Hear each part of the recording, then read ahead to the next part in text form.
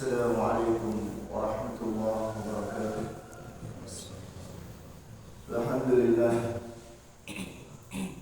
alladzi arsala rasulahu bil huda wa dinil haqq liyudhhirahu 'ala ad-din kullihi walau karihal kafirun. Wa asyhadu an la ilaha illallah wahdahu la syarika lahu wa asyhadu anna Muhammadan 'abduhu wa rasuluh. Allahumma salli wa sallim wa barik ala Muhammad wa ala alihi wa ashabihi ajma'in. Allahumma inna nas'aluka ilman nafi'a wa rizqan thayyiban wa amalan mutaqabbala, amma ba'd. Para jemaah rahmani wa rahmakumullah, pagi ini kita akan bacakan satu hadis Nabi SAW. Hadis ini ditetapkan oleh Syekh Nasruddin Albani sahih dari hadisnya Umar bin Khattab radhiyallahu anhu, diriwayatkan oleh Imam Al-Bayhaqi dan juga disebutkan dalam silsilah al-ahadits as-sahihah, hadis yang ke-1116,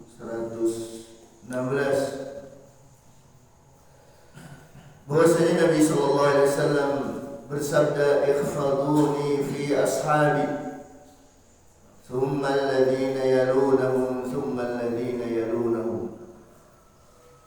Jadi Nabi SAW bersabda, jagalah aku pada sahabat-sahabatku, kemudian generasi yang setelah mereka, kemudian generasi setelah mereka. Jadi Nabi SAW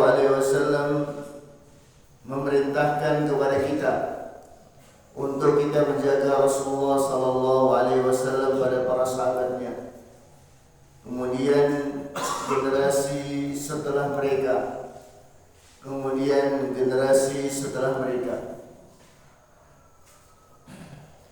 Ada apa kira-kira kita ini disuruh menjaga Rasulullah SAW pada tiga generasi yang pertama ini? Nabi SAW pernah menjelaskan dalam hadis yang sahih, khairun nasi qarni thumma alladhina yalunahum thumma alladhina yalunahum. Sebaik-baik generasi adalah atau sebaik-baik orang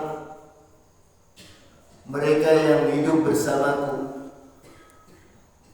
kemudian setelah mereka, kemudian setelah mereka.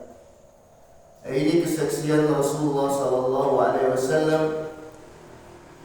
yang itu kita yakini adalah wahyu.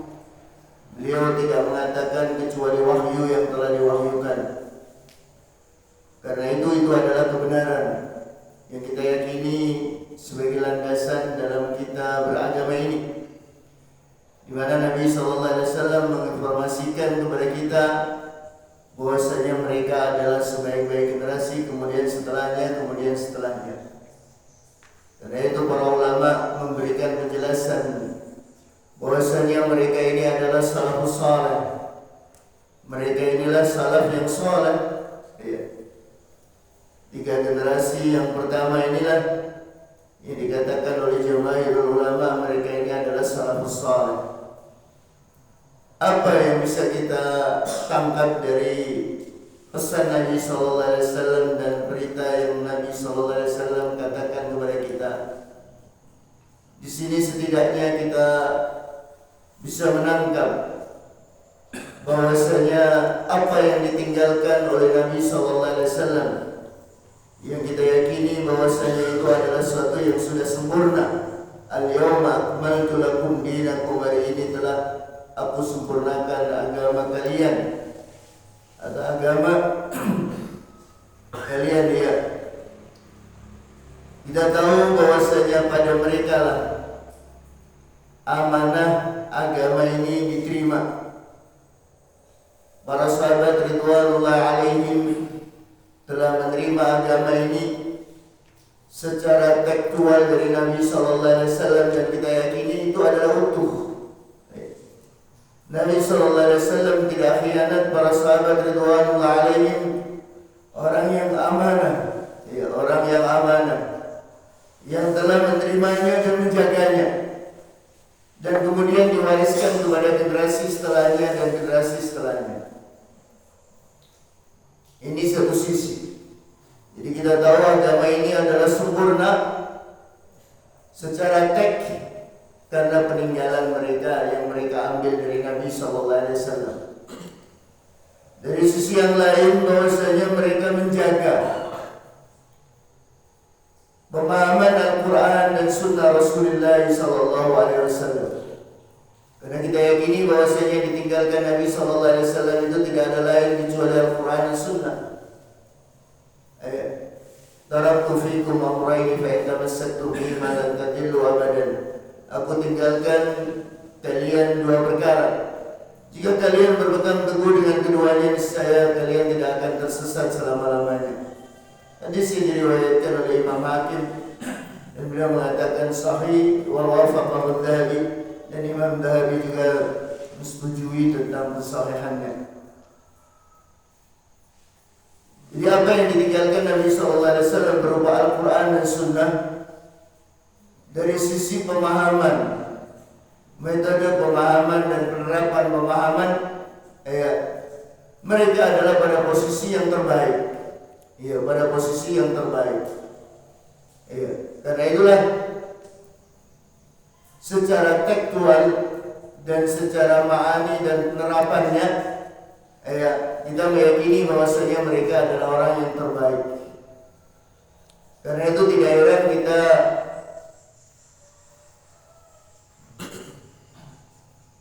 mengetahui apa yang disebutkan oleh Imam Abul Hasan Asy'ari dalam kitabnya Risalah Al-Thaqaf.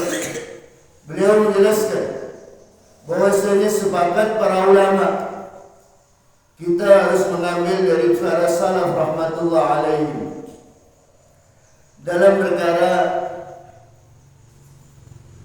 yang disepakati oleh mereka maupun yang diperselisihkan oleh mereka. Tidak boleh keluar dari pendapat-pendapat mereka. Tidak boleh keluar dari pendapat-pendapat mereka tentang persoalan agama ini. Ini penjelasan Imam Al-Hasan Asy'ari yang beliau menukilkan lebih dari 50 ijma perkara yang disepakati para ulama. Di antaranya adalah itu. Sepakat para salaf, para ulama bahwasanya wajib mengambil perkataan para salaf rahmatullah alaihi dalam perkara yang disepakati oleh mereka ataupun dalam perkara yang diperselisihkan oleh mereka.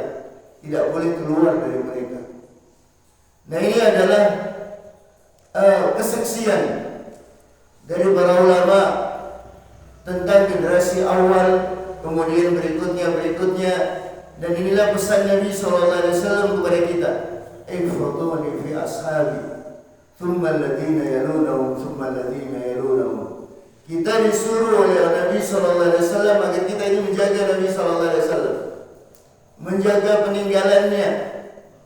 Di mana Nabi SAW meninggalkan teks wahyu ini kepada mereka, penerapannya, pemahaman dan penerapannya dalam ta'limnya, dalam amar ma'ruf nahi munkarnya, dalam dakwahnya, dalam kehidupan bermasyarakat, berbangsa dan bernegara.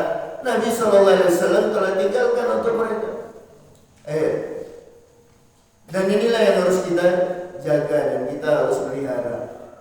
Kemudian kata Nabi SAW selanjutnya, "Thumma yafshul kadhib hatta yashhada ar-rajulu wa ma yastashhad."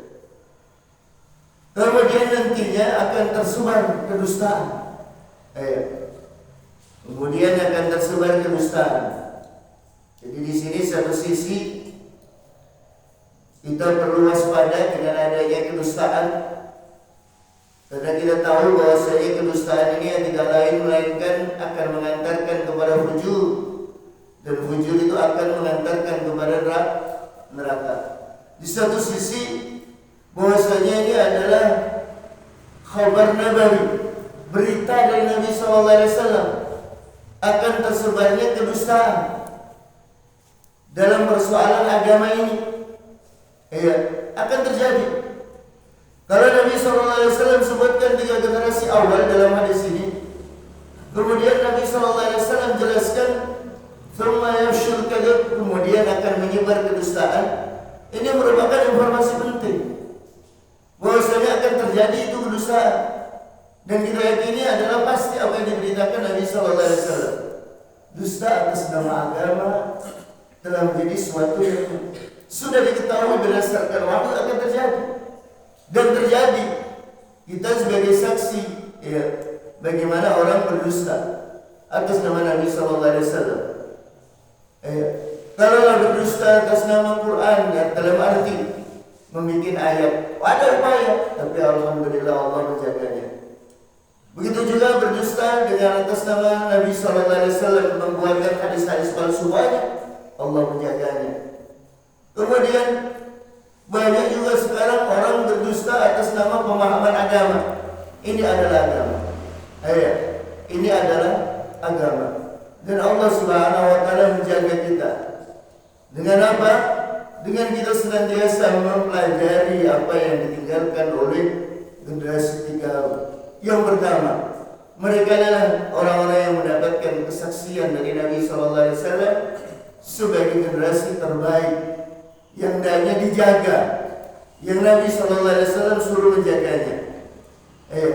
Di tengah-tengah kehidupan yang sekarang ini kita lihat yafshul kadhib. Kemudian sampai puncaknya kedustaan ini, orang menjadi saksi sementara dia tidak diminta kesaksiannya. Wa yahlif ma yusah. Dia bersumpah, dia tidak diminta untuk bersumpah. Kenapa? Tersebarnya kedustaan, orang akhirnya bingung dalam menetapkan kebenaran berita. Padahal kita tahu berita ini penting. Akan terbangun di atas berita ini agama kita, akan terbangun akidah kita, ibadah kita, akhlak kita.